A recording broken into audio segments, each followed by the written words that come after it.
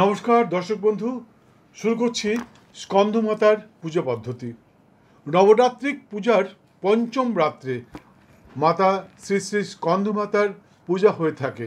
এটি নবদুর্গার পঞ্চম রূপ। এই পূজার পূর্বে দুর্গাপুত্র শ্রী শ্রী কার্তিকের পূজা অবশ্যই বাঞ্ছনীয়। সেই জন্যই বলছিলাম যে কোনো একজন সৎ ব্রাহ্মণের যদি সাহায্য নেন খুব ভালো হয়, বা ব্রাহ্মণ পত্নীর সাহায্য নিলে খুব ভালো হয়। কার্তিক পুজো খুব কঠিন নয়, তবু একবার দেখে নিতে পারেন। কার্তিক পুজো করে তারপর এই পুজো শুরু করবেন। এই পুজোয় মাকে তুষ্ট করতে পারলে পুত্রহীনার বা অপুত্রের পুত্র লাভ হয়, পুত্রবতীর পুত্র সৌম্যকান্তিযুক্ত সেই সঙ্গে আজ্ঞাকারী হয়ে থাকে, এবং সাধক সাধিকার দেহ থেকেও অলৌকিক প্রাণশক্তি তথা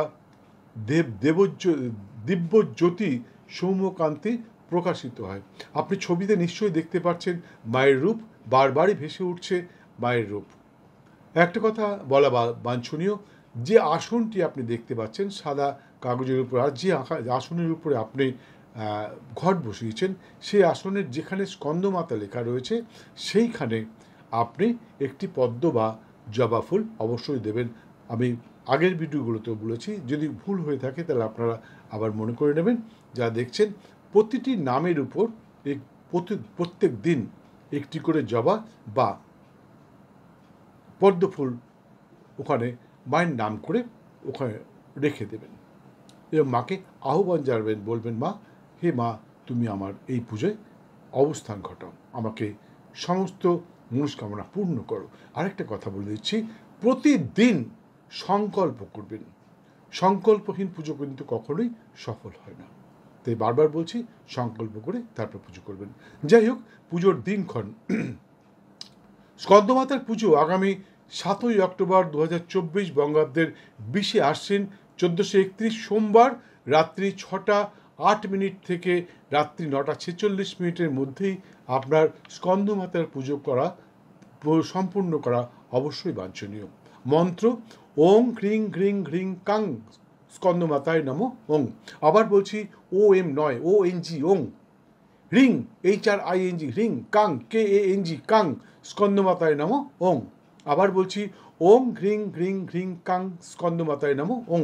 এই মন্ত্র 1008 সংখ্যা জপ করবেন।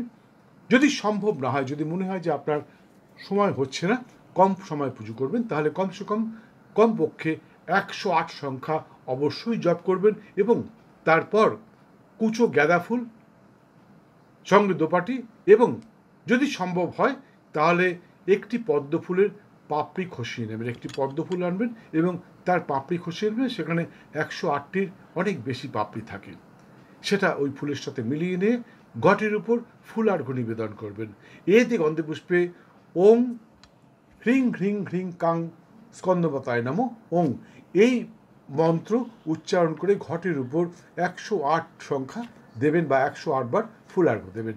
এরপর প্রণাম করবেন, মাকে প্রণাম করে মায়ের প্রণাম মন্ত্র ওং সিংহাসন গতে দেবী অক্ষান্তজ করায়ুজে স্কন্দমাতায় শুভদে মে পরশেমি নমঃস্তুতে।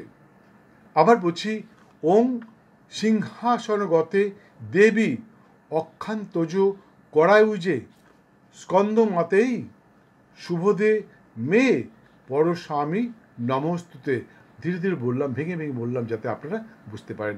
যাই হোক, এরপর প্রথম দিনের মতনই আপনি এই করজোড়ে প্রার্থনা করলেন, তারপর মায়ের কাছে আবার আপনার মনস্কামনা জানাবেন, বলবেন, হে মাতে, আমি তোমার পুজো পার্বণ সম্বন্ধে আমার কোনো ধারণা নেই, আমি কিচ্ছু চাই না। আমি আমার শ্রদ্ধা, ভক্তি, বিশ্বাস, নিষ্ঠা, পবিত্রতা এবং একাগ্রতা দিয়ে আমি আমার এই পুজো সম্পন্ন করলাম। যদি আমার পুজোয় কোনো রকম ভুলভ্রান্তি হয়ে থাকে, মাগো, তুমি পুত্রজ্ঞানে আমাকে ক্ষমা করে দিও। এরপর কোনো 1 বছর থেকে 11 বছরের মধ্যে কোনো শিশু কন্যাকে নিয়ে তার ডান হাতটা আপনি আপনার মাথায় স্পর্শ করিয়ে মনে মনে আপনার মনস্কামনা জানাবেন। মনে মনে চিন্তা করবেন যে স্কন্দমাতা আপনার সামনেই দাঁড়িয়ে আছে, আপনি স্কন্দমাতার হাতটাই আপনার মাথায় রেখেছেন। এরপর প্রসাদ সর্বপ্রথম আপনি খাবেন এবং তারপর সকলকে নিবেদন করবেন।